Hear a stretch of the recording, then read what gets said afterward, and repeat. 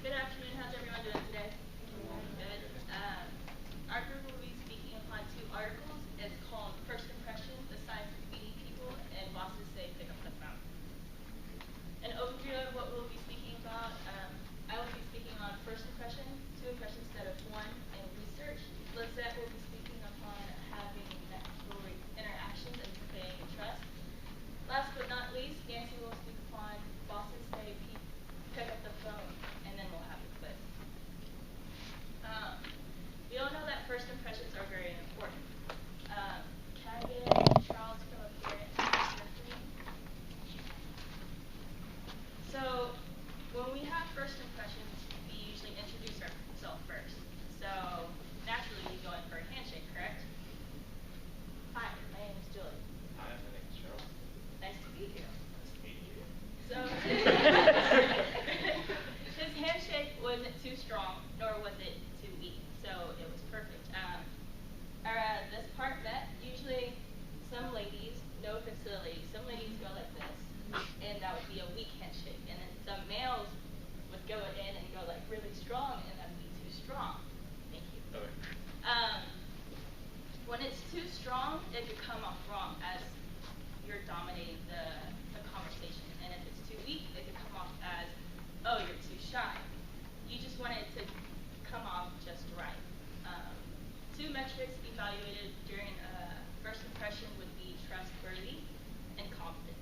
So if you're too alpha male, then the trust might be a little backed off, and confidence just perfect. If you prepare yourself, since we're telling you this, next time you introduce yourself, you prepare yourself, that way you're more confident and your performance is better.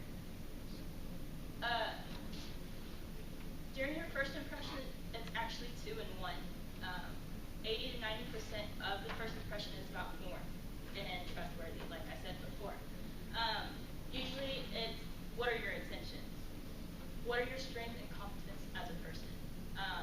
For instance, if I approached you and asked you, oh, where do you work?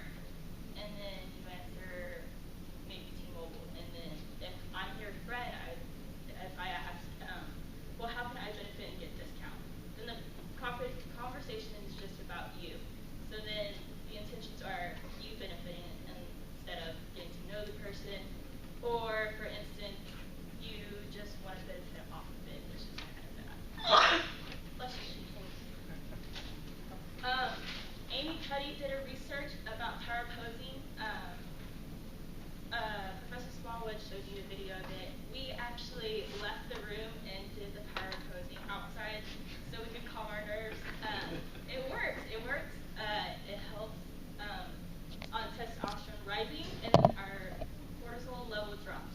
The purpose of this research was to predict discrimination because after World War II, they wanted to know why prejudice would happen. So that was the research about it. I'm going to pass it over to Lizette. So when you first meet someone, it's really hard for both of you to be your natural selves. So in order to make an accurate judgment of somebody, you want to bring out their true nature. And in order to have a natural interaction, people need to be able to trust you. And when you first meet someone, you need to try and avoid being dominant because it shuts people down. It also creates defensiveness, and they feel threatened, or they're just going to try and out-alpha you, which is not going to be a natural interaction either way.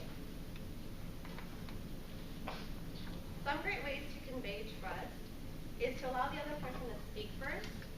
Ask them questions during the interaction so you can find out about their interest, which is a good way for them to feel warm towards you, and which makes them feel understood. Plus, I know everyone likes to talk about themselves, so it's just an easy way to get to know someone. Making small talk also helps during interaction. Research proves that 5 minutes of chit-chat before negotiation increases the amount of value created in the negotiation. When I used to be a personal banker at Chase, I had some coworkers who, when people would come and open an account, they would go straight into opening that account. I would try and build rapport with people, ask them questions about their interests, what they like to do, where they work, what brought them to this location. That way when I would make the recommendation, trust me more, and they would be able to, they would believe me, and I would have like repeat customers come back all the time because they trust me. Now I'm going to pass it on to Nancy, who's going to talk about the next. Thank you, Jose. So, we'll be talking about how to say pick up the phone. How many of you like to talk on the phone? Okay, cool. I personally hate talking on the phone, especially when it comes to like make appointments or stuff like that, because I just don't feel comfortable. Uh, because I'm like, am I saying the right words? Do they know what I need? And like the other day, I was calling to for one of my kids I didn't get some paperwork on the mail, so I called them like 3 times. I didn't want to leave a voicemail because I was scared like, I'm saying the right words in the right orders. It's my message too long, so for me it was not comfortable. I still don't feel comfortable talking on the phone.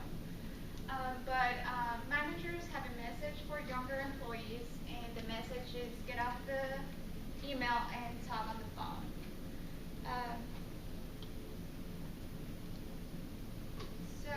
One of good examples on the article was Ms. Baxter realized there was a problem in her office.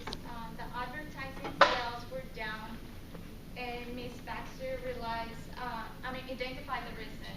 And the reason was that her staff, all under age 35, were emailing clients their pitch and not calling them on the phone. So I guess they were scared to use the phone. Yeah.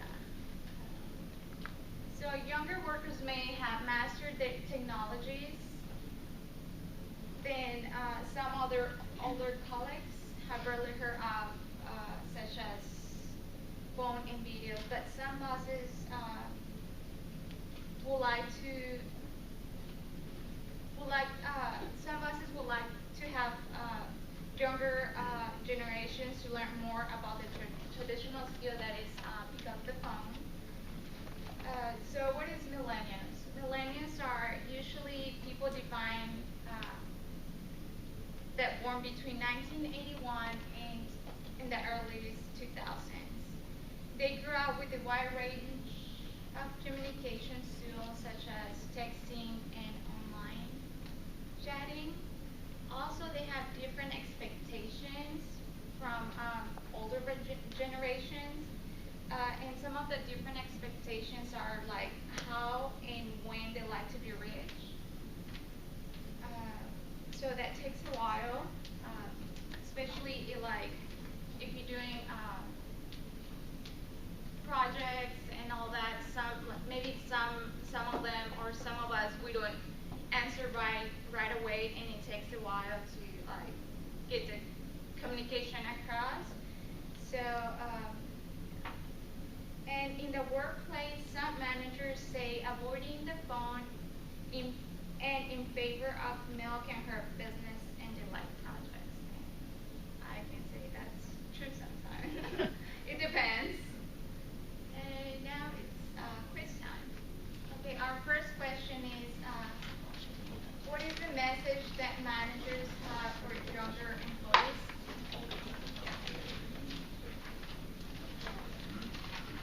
The second question is, blank and blank are two tools that millennials grew up with and use a wide array of communication.